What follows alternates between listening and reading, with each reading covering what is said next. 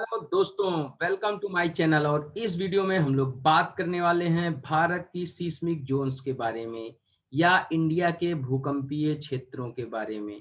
तो आइए देखते हैं कि भारत को कितने भूकंपीय क्षेत्रों में विभाजित किया गया है और वो क्षेत्र कौन-कौन से हैं। तो मित्रों, भारत में सबसे पहले सीस्मिक जोन्स का डिवीजन या भूकंपीय क्षेत्रों का विभाजन 1935 में हुआ और ये जियोलॉजिकल सर्वे ऑफ इंडिया ने किया। तो जब ये विभाजन हुआ तो उस समय इंडिया को 5 सीस्मिक जोन्स में डिवाइड किया गया।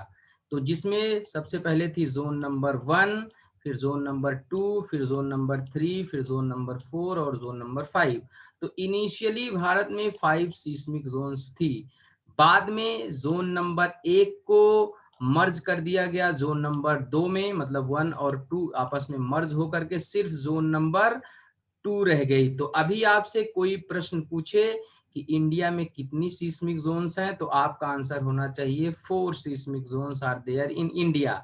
कौन कौन सी हैं, तो आपके पास आंसर होना चाहिए zone number 2, zone number 3, zone number 4 और जोन नंबर 5। अब ये जो जोन का डिवीजन किया गया है, ये डिवीजन किया गया है जो अर्थक्वेक्स आते हैं उनकी इंटेंसिटी क्या है और वो कितने एरिया को प्रभावित करते हैं, मतलब डिस्ट्रक्शन कितना कॉज करते हैं। इसके बेसिस पे 4 जोन्स हैं, जोन नंबर 2, 3, 4 और 5।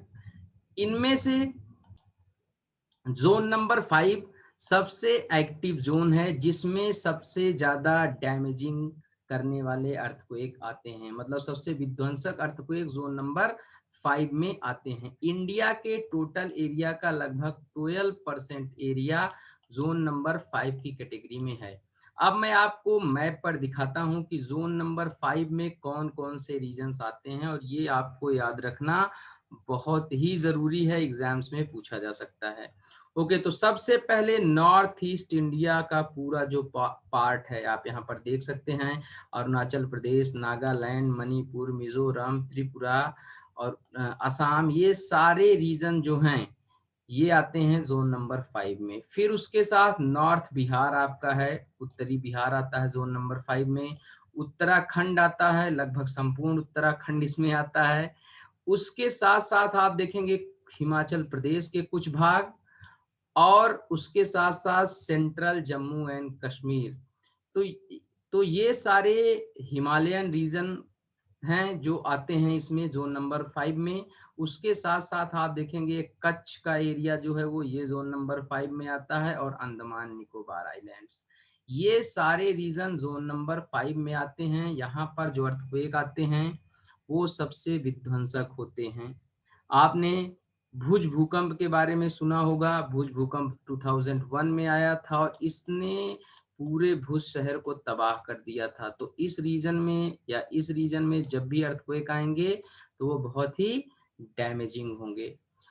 इसके बाद जो और रीजन हैं, जैसे जम्मू और कश्मीर के, हिमाचल प्रदेश के, आपके कुछ पार्ट हो गए इधर पंजाब के, और उसके साथ साथ ये सारे जो भी मतलब उत्तराखंड के कुछ पार्ट हो गए, फिर बिहार के जो है वो साउथ बिहार हो गया, सिक्किम हो गया, ये सारे जो और रीजन हैं ये आते हैं जोन नंबर 4 में। तो आप देख सकते हैं यहाँ पर डार्क येलो कलर से जोन नंबर 4 दिखाया गया है।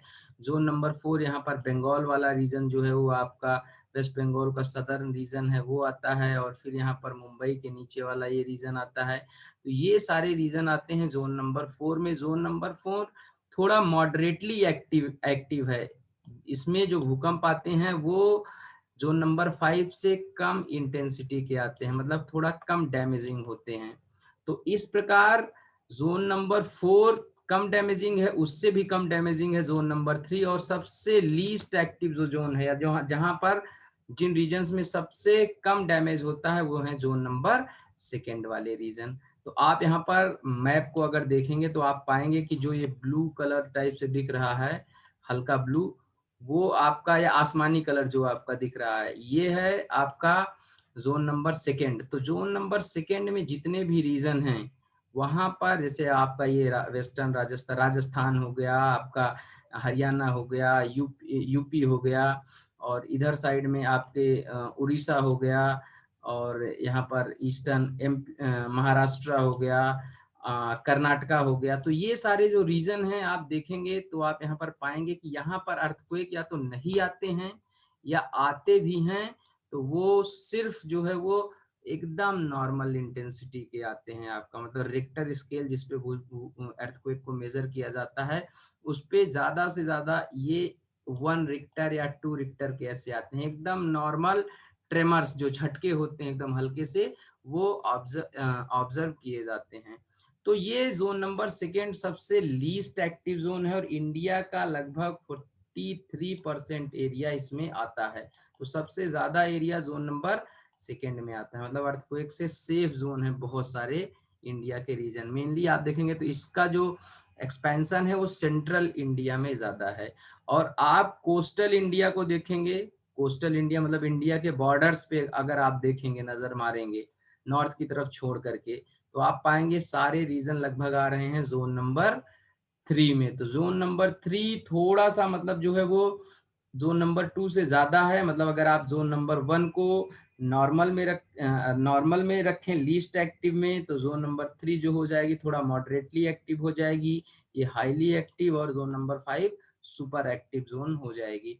तो यहाँ पर भी नॉर्मल 2 से 4 रेक्टर तक के जो है वो अर्थक्वेक आपके आते हैं। थोड़ा बहुत डैमेज होता है और इंडिया का लगभग इसमें 18% इसमें आपका 18% एरिया आता है। जोन नंबर 4 में 27% एरिया लगभग इंडिया का आता है। और इस तरह से आप देखेंगे कि पूरा इंडिया जो है वो सीस्मिक रिस्क पे है, लेकिन सबसे ज्यादा जो एरियाज हैं वो इंडिया के जो रिस्क पे हैं वो इंडिया के जो हिमालयन रीजन के नजदीक वाले क्षेत्र हैं वो हैं। तो इन सारी चीजों को याद रखिएगा। याद रखिएगा भुज अर्थक्वेक कब आया था, याद रखिएगा इंडिया को कितने सीस्मिक जोन्स में डिवाइड किया गया है, और कौन कौन से जोन नंबर 5 में जोन है, ये जोन नंबर 5 में रीजन्स हैं। इन सारी चीजों को याद रखना है, एग्जाम में पूछे जा सकते हैं। जो ये आपका अंडमान निकोबार है ये भी जोन नंबर 5 में आता है, इस पॉइंट को याद रखिएगा। लक्षद्वीप जो आता है ये आता है जोन नंबर 2 में। तो मतलब लक्षद्वीप के पास अर्थक्वेक या तो नहीं आते हैं, आते हैं तो बहुत ही कम इंटेंसिटी के आते हैं। तो आज के लिए फिलहाल मेरे दोस्तों इतना ही। और भी कई सारी चीजें आपको लगातार बताते रहेंगे अपने चैनल पे। बने रहिए मेरे चैनल अफजल धारा के साथ। Thank you very much.